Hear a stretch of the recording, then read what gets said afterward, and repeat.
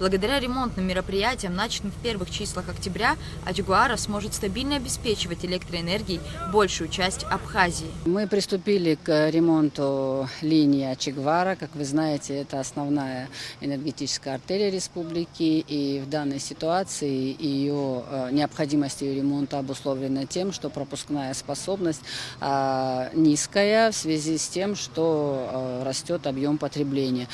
Последние несколько лет, как вы знаете, особенно последние 2 года, в пиковые нагрузки при достижении мощности 260-270 мегаватт приходилось отключать линию, потому что мощность ограничена.